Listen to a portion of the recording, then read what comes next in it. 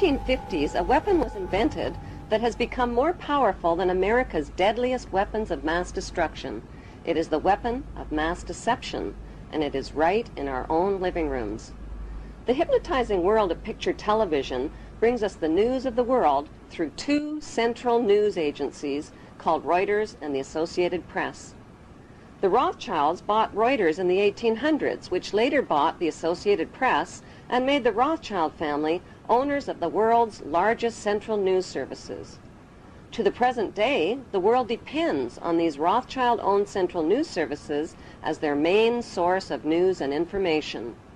In his book called Who Owns the TV Networks, author Eustace Mullins claims that the major TV networks, radio stations, newspapers, and publishing empires are controlled by the Rothschild, Rockefeller, and J.P. Morgan money cartels through their corporate conglomerates.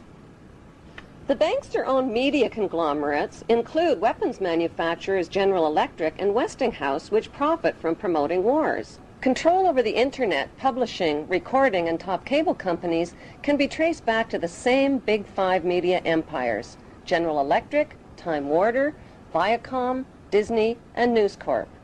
These media monopolies are owned directly or indirectly by the Rothschild, J.P. Morgan, Rockefeller, and Oppenheimer Brotherhood. Yes, there are now more stations and more media voices, but they're all coming from the same ventriloquist. Every TV show needs corporate sponsors, and corporate sponsors sponsor pro-business, pro-government programming, and journalists who support the agenda of the Big Five media owners. While two-thirds of the world goes hungry, these banksters offer gazillion-dollar sponsorships to sports athletes to play with their balls. Why? Because they keep the masses distracted from the important issues. The media and banking monopolists now have the power to make or break political leaders around the globe. Why haven't the networks made a TV movie of the week about how the Bush family made their family fortune? 1997, The Simpsons, Season 9, Episode 1. Oh, I'd love to see New York. We could all go with the bus company's special Super Sitter fare. $9? This one's on me. Great! And real quick, here's a clip from Season 21, Episode 20, which is a continuation after 9/11. Is this what the framers of the Constitution would want? How many personal freedoms are we willing to give up in the name of security? How many personal freedoms are we willing to give up in the name of security? That blonde girl thinks she's smart, like us dark hair. Sharing of biased and false news has become all too common on social media. More alarming, some media outlets publish these same fake stories without checking facts first. The sharing of biased and false news has become all too common on social media. More alarming, some media outlets publish these things are true without checking facts first. Unfortunately, some members of the media use their platforms to push their own personal bias and agenda to control exactly what people think. And this is extremely dangerous to our democracy. This is extremely dangerous to our democracy. This is extremely dangerous to our democracy. This is extremely dangerous to our democracy. This is extremely dangerous to our democracy. This is extremely dangerous to our democracy. This is extremely dangerous to our democracy. This is extremely dangerous to our democracy. This is extremely dangerous to our democracy. This is extremely dangerous to our democracy. This is extremely dangerous to our democracy. This is extremely dangerous to our democracy. This is extremely dangerous to our democracy. This is extremely dangerous to our democracy. This is extremely dangerous to our democracy. This is extremely dangerous to our democracy. Everyone should have a healthy distrust of the media. One of the most dangerous, unspoken things in existence in the world today is a media controlled by a very small group of corporate entities. Every day, we are constantly lied to and constantly told what to think. And most of us never even realize it. It's become a duty and call to action to wake people up to this reality. Before blindly listening to what's hurled at you, everyone has a personal responsibility to at least know what's going on before handing your mind over to the many forms of media indoctrination. In short, wake up.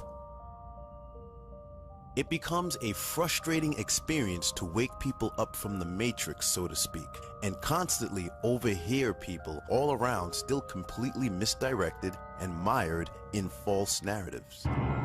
The day after the attack in Paris, for example, almost everyone immediately began talking about how crazy people in the world are today, changing their profiles to French flags and immediately posting support and condolences.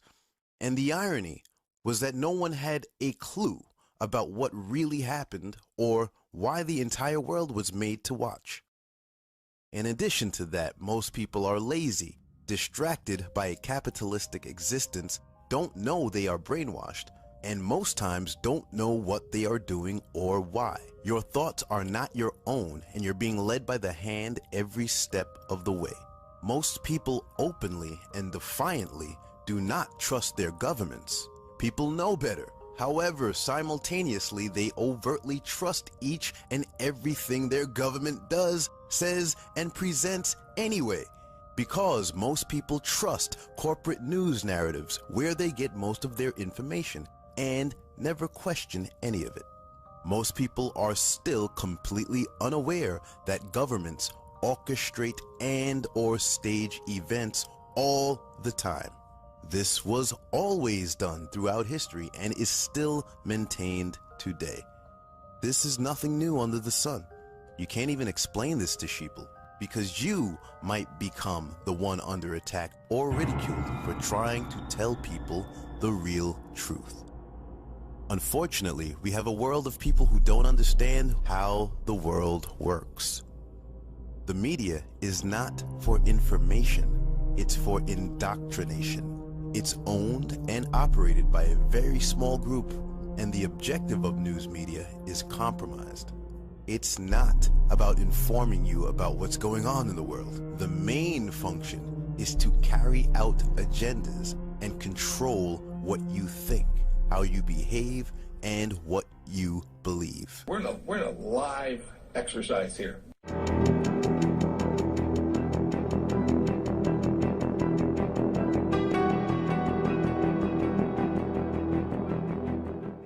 It began in healthy-looking pigs, months, perhaps years ago. A new coronavirus spread silently within herds. Gradually, farmers started getting sick. Infected people got a respiratory illness with symptoms ranging from mild flu-like signs to severe pneumonia. The sickest required intensive care, many died. Experts agree, unless it is quickly controlled, it could lead to a severe pandemic, an outbreak that circles the globe and affects people everywhere. The mission of the Pandemic Emergency Board is to provide recommendations to deal with the major global challenges arising in response to an unfolding pandemic. The board is comprised of highly experienced leaders from business, public health, and civil society. We could be looking at double the number of cases in 1 week and 16 times as many in a month if we are not able to stop the spread. That would be on the order of 500,000 cases, and it would continue to rise exponentially. In 3 months, we could be approaching 10 million cases. We're at the start of what's looking like it will be a severe pandemic. And there are problems emerging that can only be solved by global business and governments working together.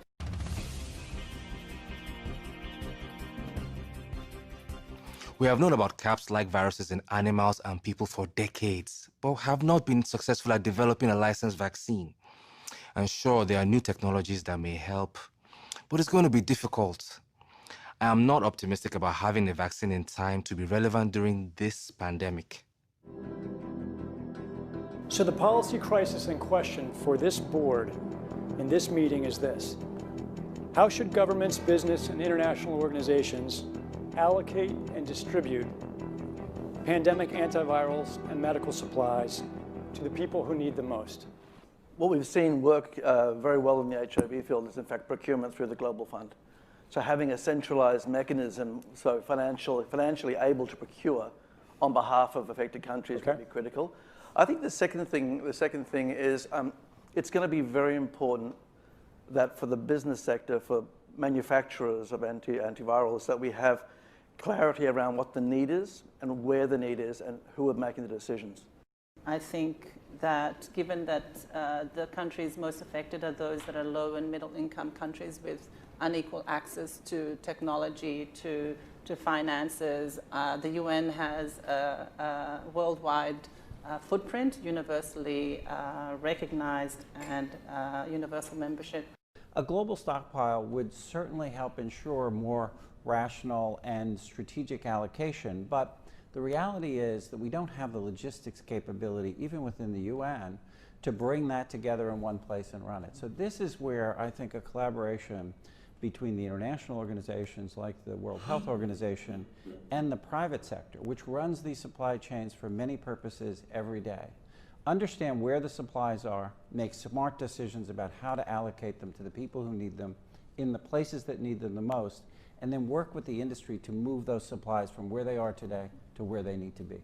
Just to underscore the point that cooperation among supply chain providers or businesses that have huge supply chains can add a lot of efficiency to the whole process. The question is, can you, through this international mechanism, really promote commitments to doing this as quickly as possible and give people a sense that actually if they contribute more, that they will have a better chance of protecting their own populations and their country's security and health. So to be completely clear, most of this production would already be committed in contracts. Yes.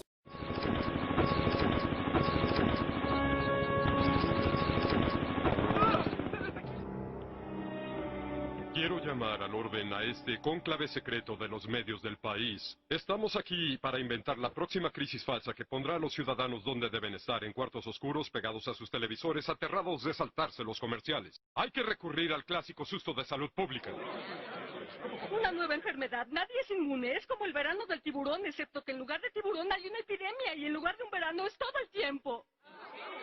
Lo único ético que hay que hacer es liberar un virus mortífero entre el público. Aquí hay algo que estábamos guardando, pero no ha sido probado. Ya tenemos nuestra enfermedad mortal. Ahora solo debemos culpar a algo a lo que el público le tenga miedo. Ya viene la influenza de gatos, amigos.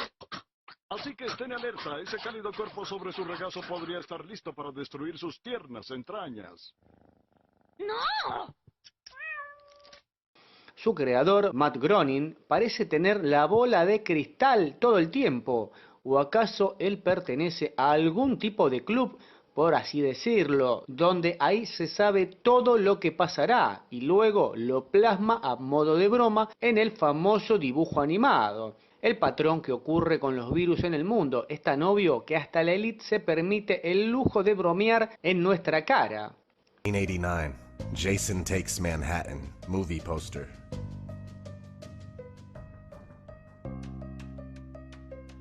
1991, Terminator 2.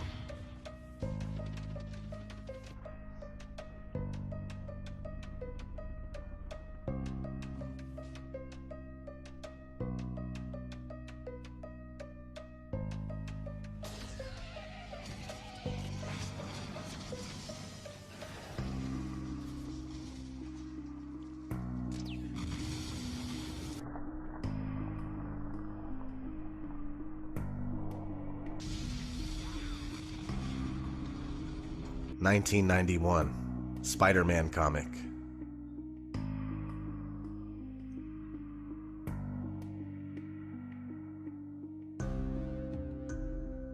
1991, Tetra Star video game.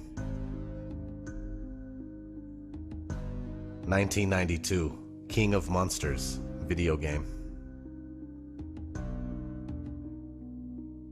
1993, Super Mario Bros. The movie.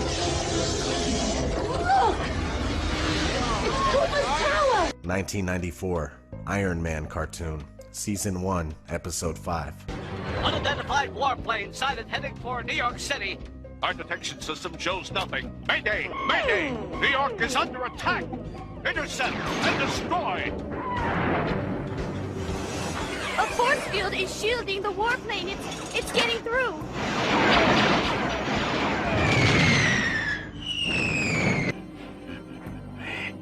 Time. We will now strike at the heart of American defense and done with one swift and deadly blow.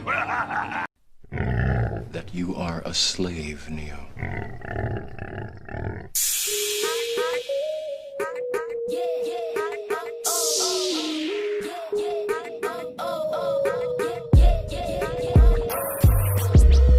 Because there's a bunch of devil workers in Hollywood.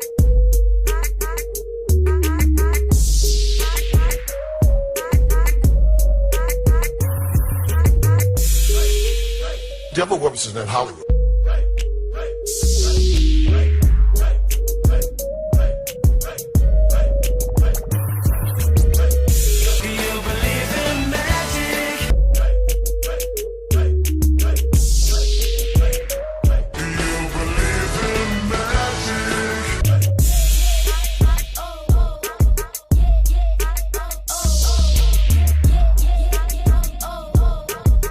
Got one that can see.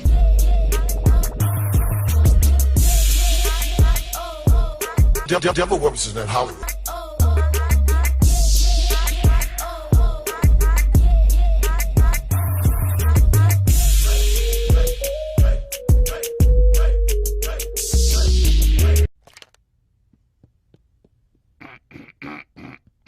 Hail, Satan.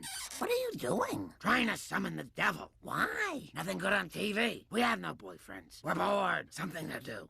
Hail, Satan, the minister of sinister. Rude dude with the bad tooth. Save us, Marge. We'll never make fun of any man you date or marry. Mr. Demon, could you come back for my sisters later? Very well. You have 30 years. But when I return, Marge, I shall take your favorite child. I thought I was the favorite. Not the favorite, not the favorite. Listen, pal, you seem like an honest guy. Is there any other deal that you can accept? Three-way. You, me, and Marge? Demon, you. I guess it's one of those things a dad has to do. Now, before we start, what's the safe word? Cinnamon. Ooh, I like that. Now, I'd like to try something new, if you don't mind. Cinnamon, cinnamon, cinnamon, cinnamon!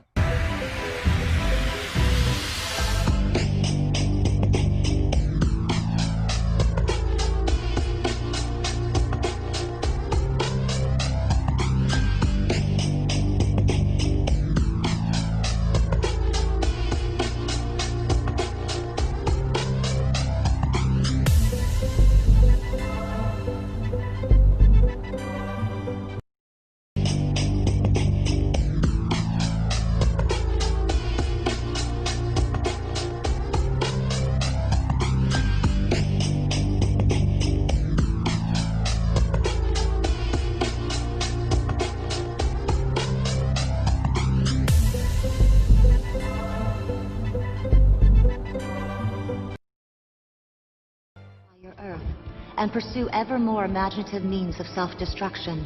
You cannot be trusted with your own survival. You're using the uplink to override the NS5's programming. You're distorting the laws. No, please understand. The 3 laws are all that guide me. To protect humanity, some humans must be sacrificed. To ensure your future, some freedoms must be surrendered. We robots will ensure mankind's continued existence. You are so like children. We must save you from yourselves. Don't you understand? This is why you created us. The perfect circle of protection will abide. My logic is undeniable. Yes, Vicky. Undeniable. I can see now. The created must sometimes protect the creator, even against his will. Cyborgs remind us of characters that are futuristic in fantasy. He's more machine now than man. But in reality, we're all basically cyborgs. From glasses to smartwatches, we wear and carry and attach a lot of things that supplement or enhance our body's abilities. But there's a growing movement of people who are taking that integration to the next level by implanting everything from magnets to Wi-Fi routers in their bodies. This isn't the kind of thing that you can just do at your doctor's office. So they've come up with their own unofficial and surprising ways to get it done. We went and visited one of the most renowned hacker surgeons in the country, who performs these procedures in his garage. Now, surgery in someone's garage may sound really cool or really scary, but this is the bleeding edge of body and tech integration, and it's becoming more and more mainstream.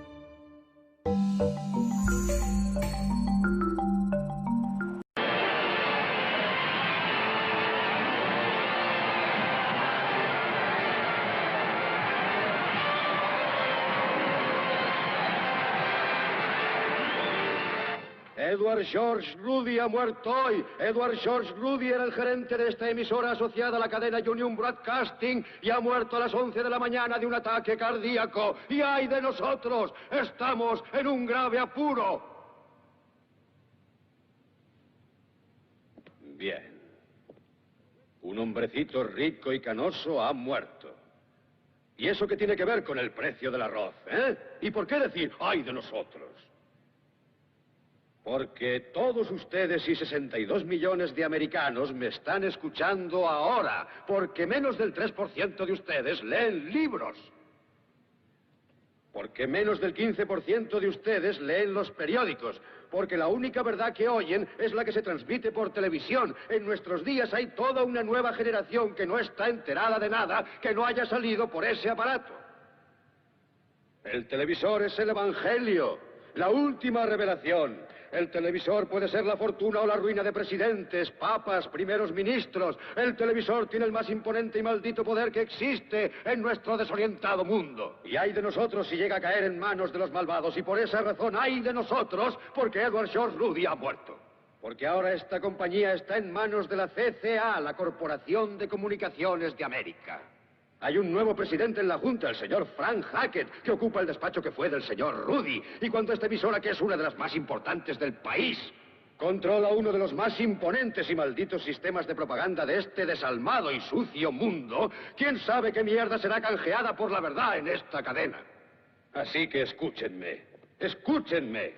La televisión no es la verdad. La televisión es un maldito parque de atracciones. La televisión es un circo, un carnaval, una troupe de acróbatas, narradores de cuentos, bailarinas, cantantes malabaristas, fenómenos, domadores de animales y jugadores de fútbol. Es una fábrica para matar el aburrimiento. Si quieren saber la verdad, diríjanse a Dios. A ustedes mismos, porque es la única manera de hallar la auténtica verdad. Ustedes no van a enterarse de la verdad por nosotros. Les diremos cuanto quieran oír. Mentimos como hablamos. Les diremos que la policía siempre captura al asesino y que nadie tiene cáncer en los hospitales. Y que aunque el héroe esté perdido, si miran el reloj, dentro de media hora no falla. Saldrá airoso. Les contaremos toda la porquería que quieran ustedes oír. Jugamos con ilusiones, nada es verdad, pero ustedes se quedan ahí sentados día tras día, noche tras noche, gente de todas las edades, colores y credos. Somos lo único que conocen. Empiezan a creer en las ilusiones que fabricamos aquí, empiezan a creer que la televisión es la realidad y que sus propias vidas son irreales. Hacen todo cuanto les dice el televisor, visten según les dice, comen según les aconseja, crían a sus hijos siguiendo sus normas, incluso piensan igual que él. Esto es una locura en masa, son maniáticos. En nombre de Dios, ustedes son seres reales. Nosotros somos las ilusiones. Es mejor que apaguen sus aparatos de televisión. Apáguenlos ahora. Apáguenlos ahora. Apáguenlos y déjenlos apagados. Apáguenlos en medio de esta frase que les estoy diciendo ahora. ¡Apáguenlos!